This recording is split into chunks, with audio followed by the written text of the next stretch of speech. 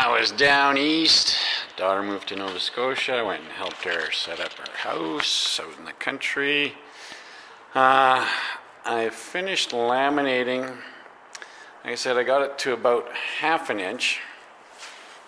Maybe about half an inch there. I'm going to lay up fiberglass around those legs now. That's kind of what it's going to look like. I'll leave that up with fiberglass, test it for strength, see what's going to happen there. Those brakes are pretty small, but I'm going to try that out first of all. I'm going to use bike rotors.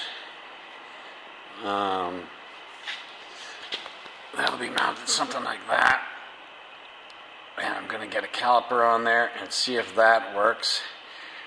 Like I said before, I don't need a lot of stopping power because it lands so slow. As Elgie mentioned, I will have to hold it under run up, and hopefully that will do the trick.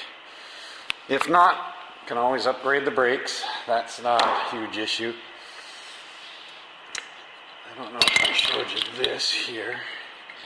Just my little 3D mock-up of what the axle's kind of going to look like. But I broke it. So that'll sit on the gear leg like that, with the little axle sticking out there. Then that'll mount through the wheel, and on there we'll mount the caliper somehow. So did a little work on that. It's amazing how much time it takes just laying up the gear. I had my outline set up there, but you have to glue up one layer and then glue up the next layer.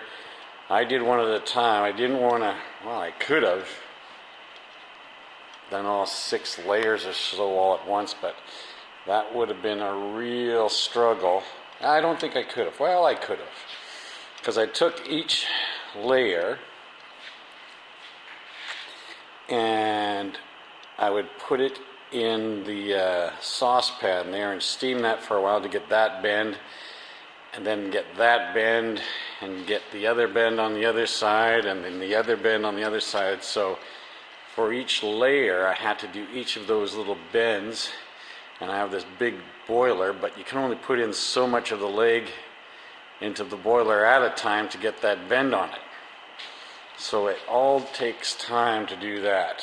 It would be much faster probably just to do the traditional gear legs, but I wanted to do something a little different and just get that more streamlined look.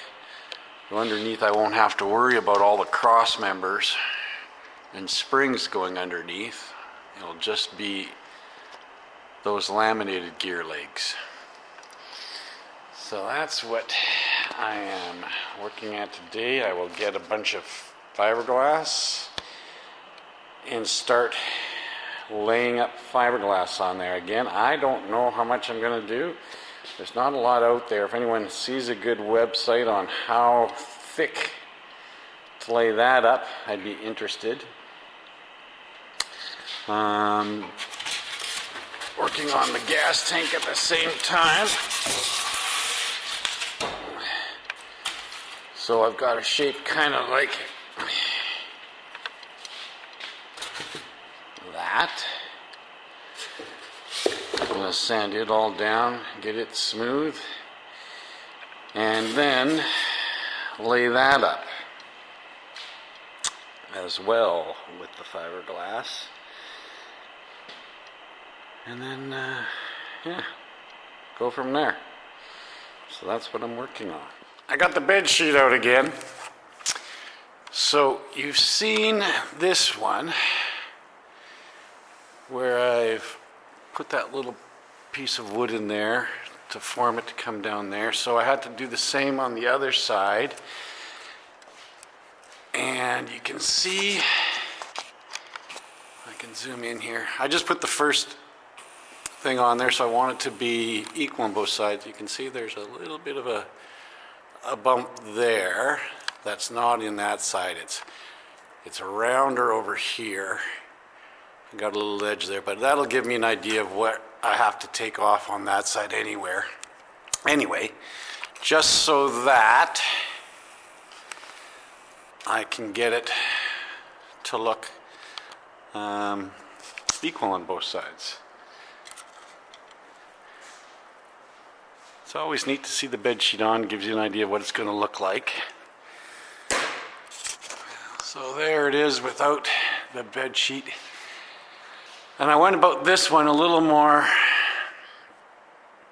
linearly, I guess, than the other one. Just sanded it, and you can see that that is the little bump that was causing it to be more square. So I'll take a little bit of that off and round this off a bit and have it form into this side a little bit better. And add a little bit right up top there so it's a smooth transition all the way down. But that turned out all right. I just took a big chunk of wood and did it more linear. Did the math, and it fit right on there. I think it was like that much. I marked out where this is, put a 45 and a 45 in this, so it actually fit right onto that piece there.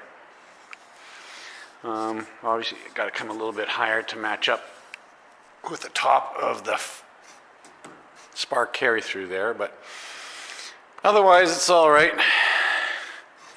And that'll just, all that's doing is giving the fabric something to go across when you put the fabric on.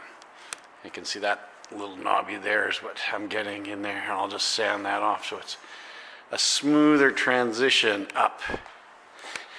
And it's little things like that that take all the time. We were discussing that on the Facebook post there about all the time it takes just to do the little stuff that no one ever thinks about. But I sat and I pondered just this thing, and then decided to put the bed sheet over top of it just to get an idea of how it looked, and all that just takes time. So yeah, there's where we're sitting at now. The spar carry through metal piece fits right through there. That's already been in there, so that's all good. And that's that. I will continue.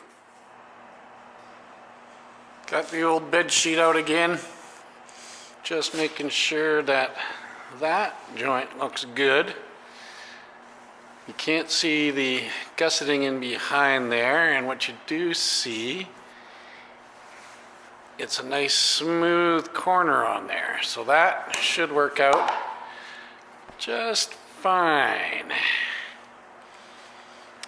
Now I'm going to throw it up over that top one and see how that looks.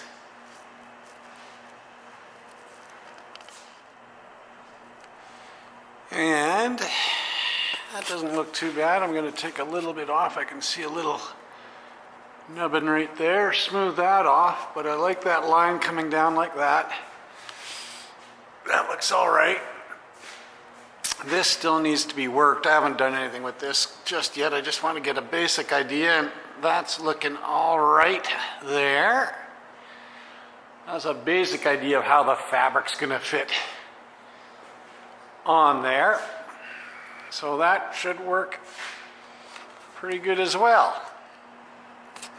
I also got my plastic, whatever you want to call it. That's cut in there. I didn't like that idea for the wings. I don't like it here either. I'm going to see how this fits, how it works, what kind of friction I get from those when they're set up.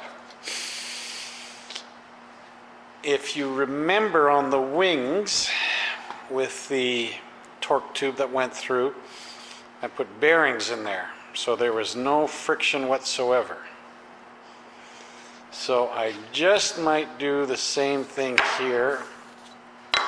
I just wasn't sure how this all fit in there.